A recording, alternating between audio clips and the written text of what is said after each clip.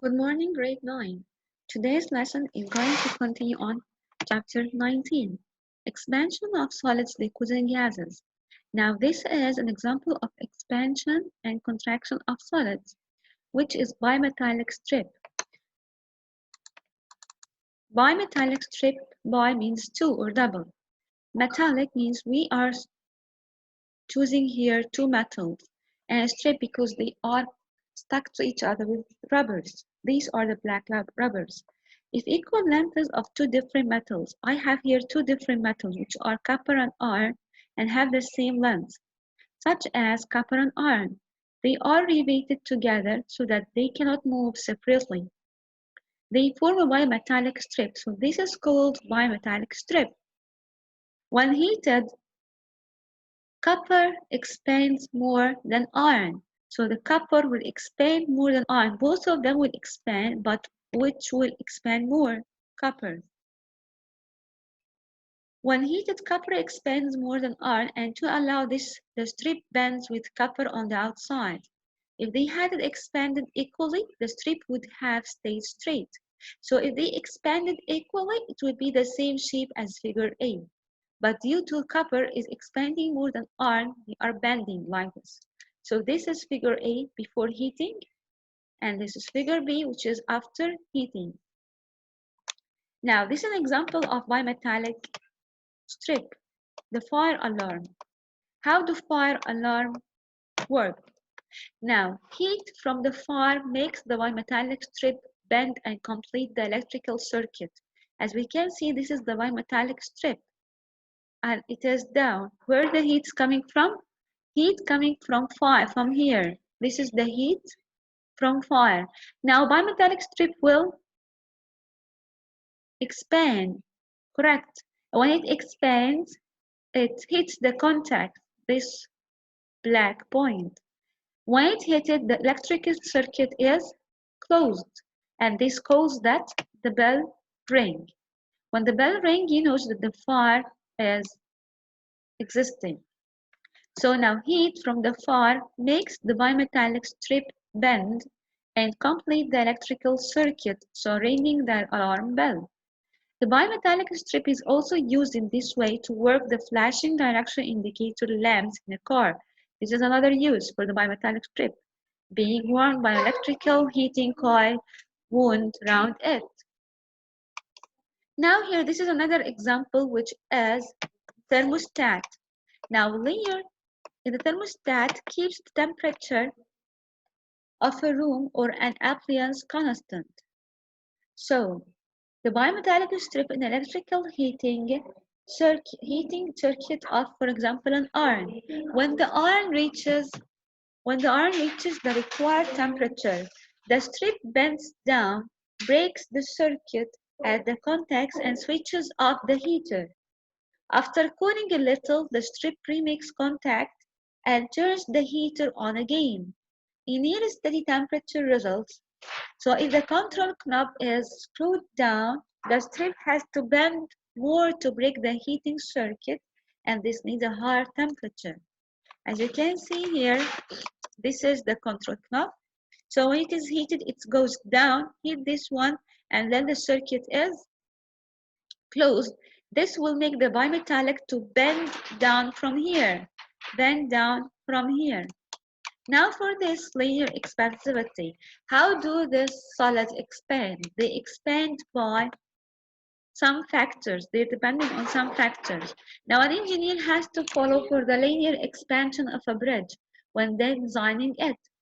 The expansion can be calculated if all the following are known. First of all, the length of the bridge. This is the first factor. Second factor is the range of temperature it will experience. And the third is the linear expansivity of the material to be used. Now, this is the definition of linear expansivity, which is called alpha.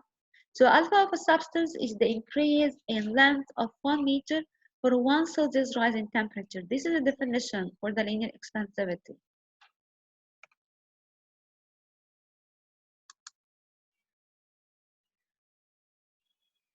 Now we're going to move to another slide here. This is the second page, page 83.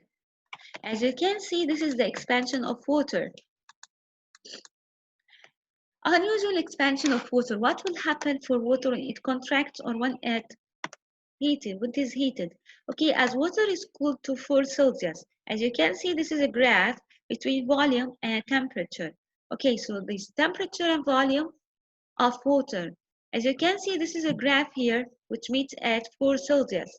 It's going down. The volume of water is decreasing while temperature is increasing. So now here at 4 Celsius, you can see that the volume is so small, and this is the maximum density of water. Then it goes up. The volume here will increase between 0 and 4 Celsius. However, between 4 Celsius and 0 Celsius, it expands. However, between 4 Celsius and 0 Celsius, it expands. Water has a maximum density at 4 Celsius. Now at 0 Celsius, when it freezes, this is the 0 Celsius, so it freezes here. A considerable volume expands. For example, if I have 100 centimeter cubed of water, it was put in a bottle, what will happen at 0 Celsius? At 0 Celsius, it's expanding until 109 centimeter cubed of ice. So the volume of ice is becoming more. This accounts for the bursting of unlatched water pipes in very cold weather, and for the fact that ice is less dense than cold water, so floats. Now this is what happens to expansion of water when you put bottle of water inside the freezer. What will happen? They expand. And when they expand, they have to break down this glass bottle because there is no space for the molecules of water to expand. So don't put any more the water bottle made of glass inside the freezer. Now this is another phenomenon of water. The unusual expansion of water between 4 Celsius and 0 Celsius explains why fish survive in a frozen pond. As you can see, these are some fishes which are surviving in a frozen pond. Now this is ice at 0 Celsius. And you can see that water here is graduated from 0 Celsius to 4 Celsius. Okay, fish can live at 4 Celsius. Okay, why? The water at the top of the pond cools first. So the water here cools first and contracts and being denser and sinks to the bottom. So when water here is iced or freezed, now what will happen?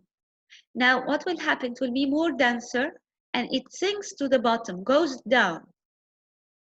Now the less dense water rises to the surface to be cooled. So this is circulation, it's happening here. This is circulation of water. Whenever it comes denser here, it goes down. And whenever it comes less dense here, it goes up. This is the circulation. When all water is at 4 Celsius, the circulation stops.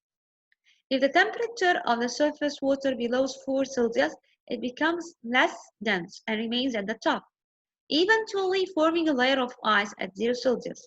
So this is explaining why fish can live at 4 Celsius.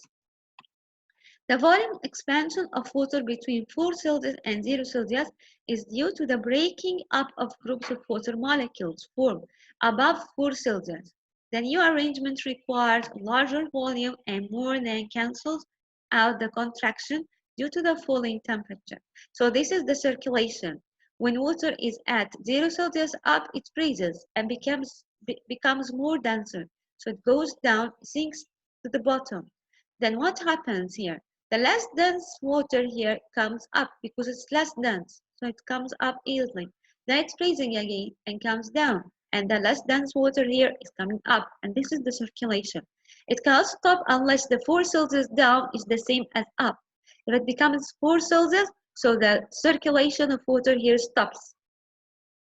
And that is our lesson for today. Thank you